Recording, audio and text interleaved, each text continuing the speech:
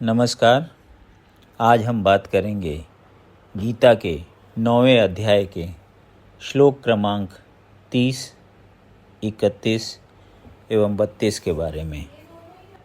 अपि चेत्सु दुराचारो भजते मामन्य भाक साधुरेव स मंतव्यः सम्यग् व्यवसितो ही सः। यदि कोई जघन्य से जघन्य कर्म करता है, किंतु यदि वह भक्ति में रत रहता है तो उसे साधु मानना चाहिए, क्योंकि वह अपने संकल्प में अडिग रहता है। तात्पर्य: इस श्लोक का सुदुराचारः शब्द अत्यंत महत्वपूर्ण है, किंतु हमें इसे ठीक से समझना होगा। जब मनुष्य बद्ध रहता है तो उसके दो प्रकार के कर्म होते हैं, प्रथम बद्ध और द्वितीय स्वाभाविक। जिस प्रकार शरीर की रक्षा करने या समाज तथा राज्य के नियमों का पालन करने के लिए तरह तरह के कर्म करने होते हैं, उसी प्रकार से बद्ध जीवन के प्रसंग में भक्तों के लिए कर्म होते हैं जो बद्ध कहलाते हैं।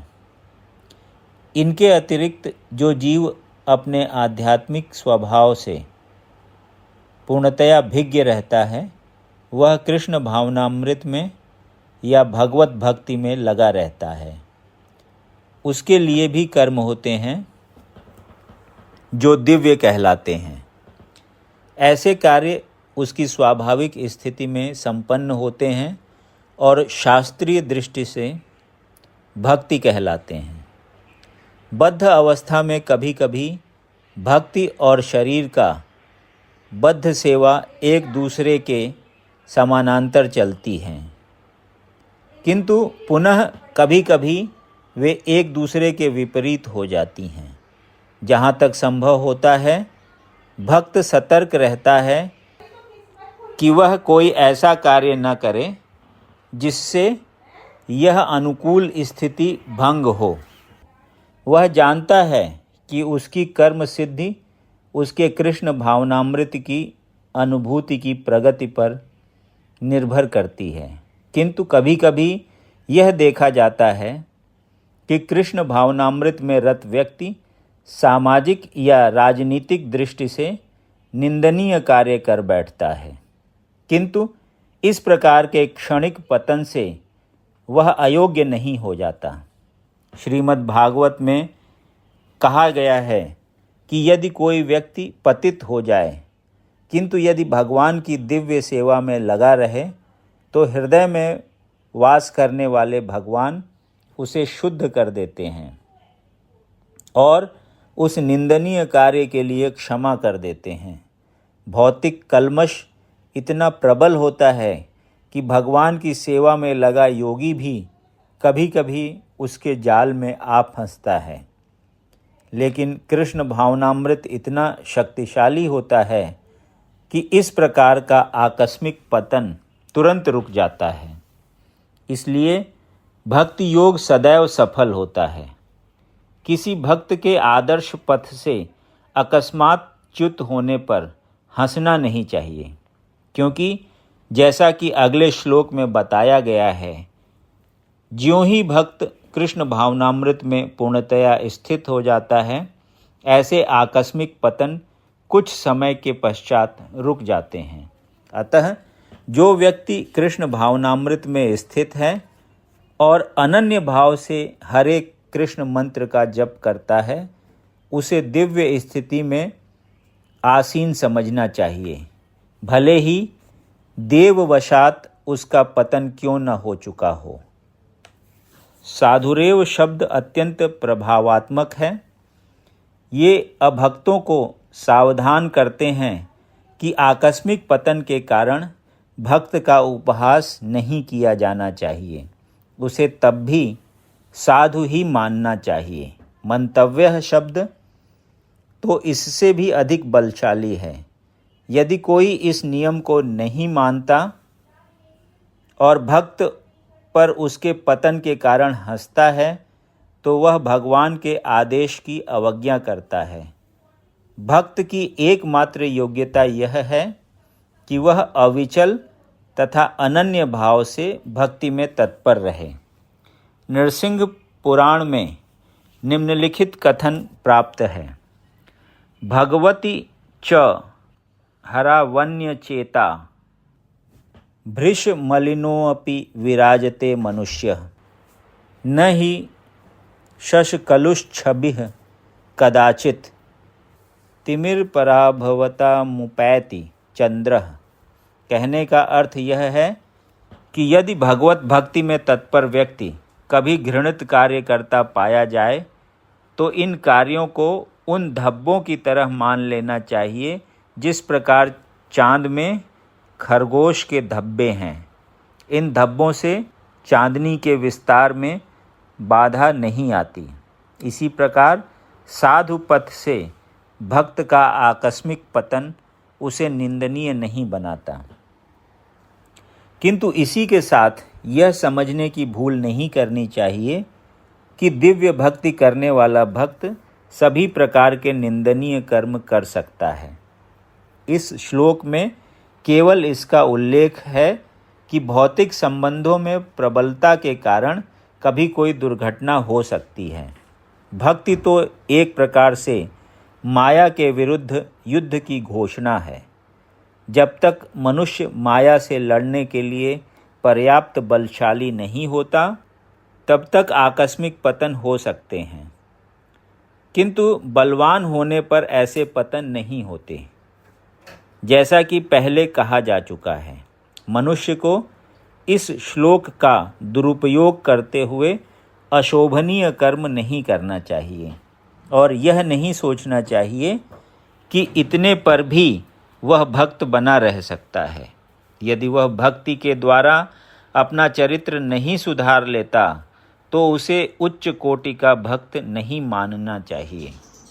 क्षिप्रः भवति धर्मात्मा शाश्वत शांतिं निगच्छति कौन्तेय प्रतिजानीहि न मे भक्तः प्रणश्यति।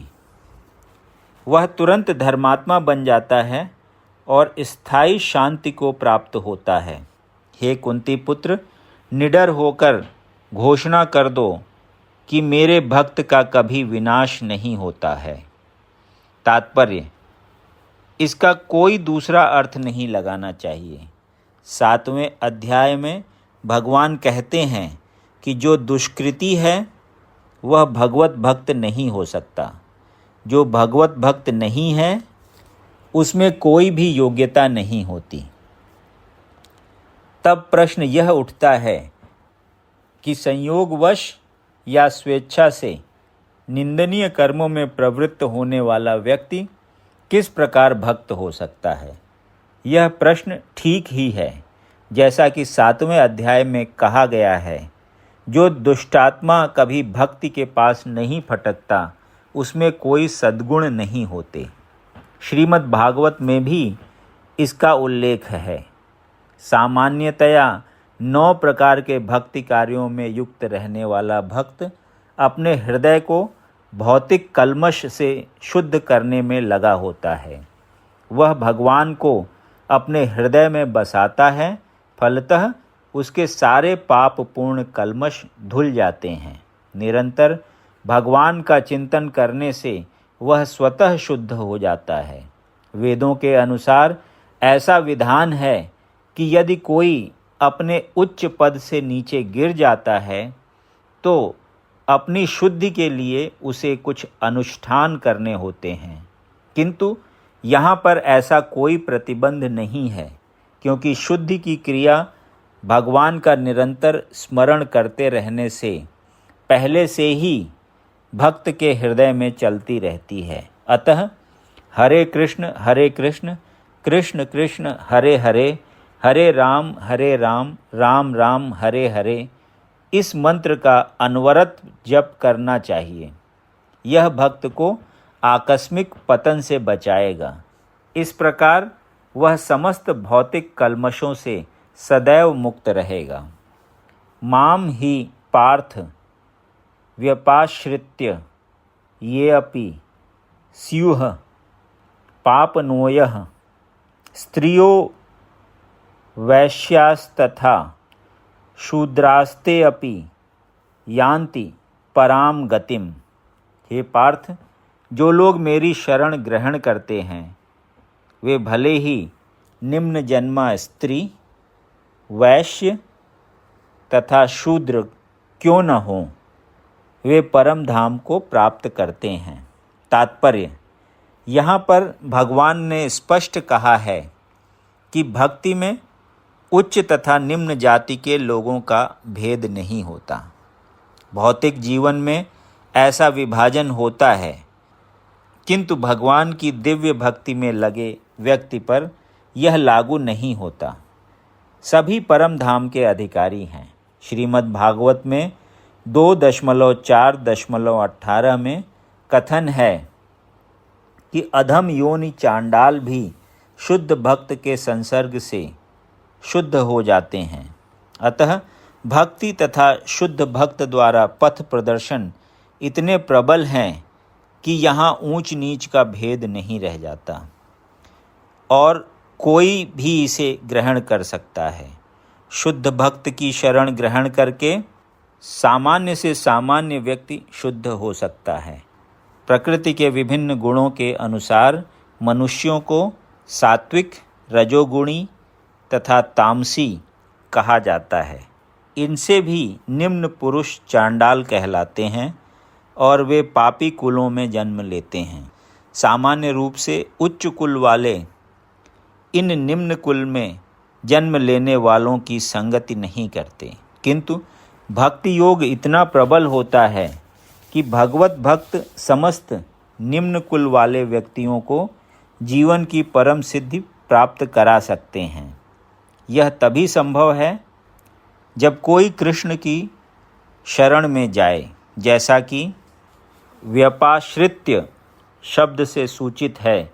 मनुष्य को पूर्णतया कृष्ण की शरण ग्रहण करनी चाहिए, तब वह बड़े से बड़े ज्ञानी तथा योगी से भी महान बन सकता है। यदि आपको ये वीडियो पसंद आया तो इसे लाइक करें और ऐसे ही अन्य वीडियोस को सुनने के लिए इस चैनल को सब्सक्राइब करें। धन्यवाद।